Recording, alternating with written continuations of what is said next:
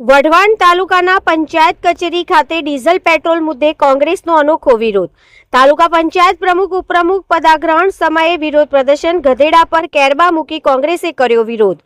ઢોલ નગારા સાથે ભાજપ સરકારને જગાડવાનો પ્રયાસ. ખેડૂતોને સરળતાથી પેટ્રોલ ડીઝલ મળે તેવી માંગ.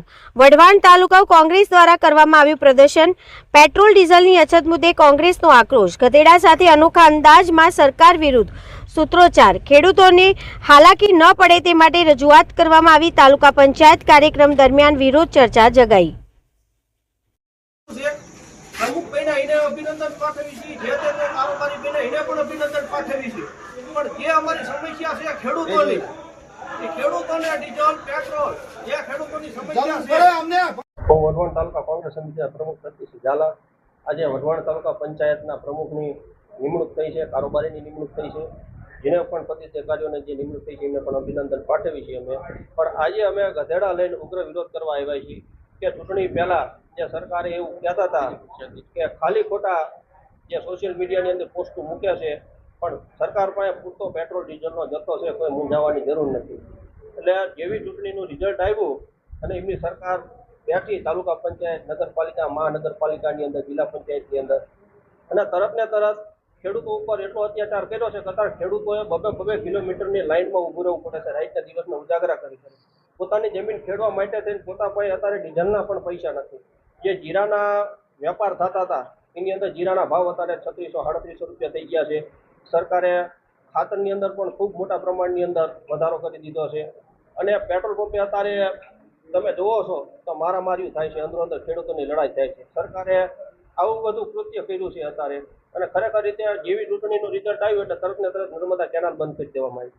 એટલે અત્યારે ખેડૂતો ઉપર પૈડા ઉપર પાટા જેવી પરિસ્થિતિ છે. ખેડૂતોને પૂરતા ભાવ નથી મળતા, મોંઘવારીએ માજા મૂકી દીધા છે. એટલે એના માટે થઈને આજે અમે તાલુકા પંચાયતે રજૂઆત કરવા આવ્યા છીએ કે તમારી જે તાલુકા પંચાયતના પ્રમુખ ભાઈના તમારી સરકારની અંદર રજૂઆત કરો, જેથી કરીને ખેડૂતોને ડીઝલની લાઇનમાં ન ઊભું રહેવું પડે. ખેડૂતોના હિતનું તમે થોડુંક જોવો, કેનાલો ચાલુ કરો અને આ બધા તાઇફા તમારા બંધ કરો. એના માટે થઈને આજે અમે ગધેડા લઈને અને ઉગ્ર અમે રજૂઆત કરી. ખાસ કરીને ગધેડા લઈને તમે શું મેસેજ દેવા માંગો? ગધેડા લઈને આવ્યા ડીઝલ જ નથી, અત્યારે ડીઝલ જ નથી. ડીઝલ ક્યાં લેવા જવું? બબે કિલોમીટરની લાઈનમાં ઉભા રહેવી, જ્યારે વાર આવે તો ડીઝલ પૂરું થઈ જાય. એના માટે થઈને જે પેલા થતું હતું બળદ ગાડાથી ખેતી કરવાના દિવસો આવતા હતા, અત્યારે અમે ગધેડા ગાડી લઈને આવ્યા અને ગધેડા લઈને આવ્યા છીએ. ફરી તો આપણે એવું લાગે છે કે હવે બળદિયાથી ખેતી કરવી પડશે, ગધેડાથી ખેતી કરતા હતા. હવે અમારે હતો એ યુગ પ્રમાણે અમારે જવું પડશે. અત્યારે એવી પરિસ્થિતિ છે. કોંગ્રેસ સમિતિ દ્વારા સરકારને એક તંત્રને જગાડવા માટે એક નવતર પ્રયોગ કર્યો છે. જે ગધેડાને લઈને આવ્યા છીએ અને સરકારને જગાડવા કે ખરેખર ચૂંટણી પહેલા એ લોકોએ વચન આપ્યા હતા કે ગુજરાતની અંદર ડીઝલ પેટ્રોલની ક્યાંય તંગી નથી અને ખેડૂતોને જોઈએ એટલું મળી રહેશે.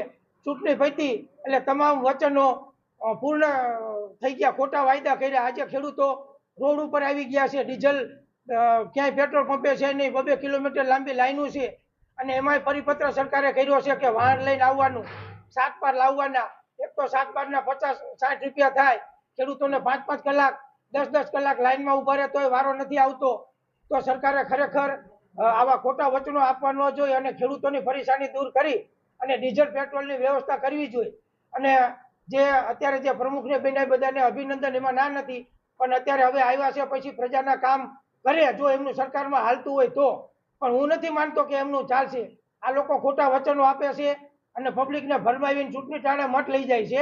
ખોટા વચનો આપે, 2 દિવસ બાકી હોય ત્યારે રૂપિયા, દારૂ અને બધું વેચીને પબ્લિકને ભરમાવી દે છે અને મત લઈ જાય છે. અને અત્યારે પબ્લિક હેરાન થાય છે. ખરેખર અત્યારે ટ્રાન્સપોર્ટ ઉદ્યોગને પણ તકલીફ છે અને ખેડૂતોને પણ મોટી તકલીફ છે. તો મારી સરકારને, ભાજપના જે ચૂંટાયેલા પદાધિકારીઓ પાસે એટલી માગણી છે કે તમે સરકારમાં રજૂઆત કરી અને ખેડૂતોનો પ્રશ્ન હલ કરો અને ખેડૂતોને પૂરતું પેટ્રોલ અને ડીઝલ મળી રહે અને હાથ બારના એ તાઇફા બંધ કરો, એવી મારી માગણી છે.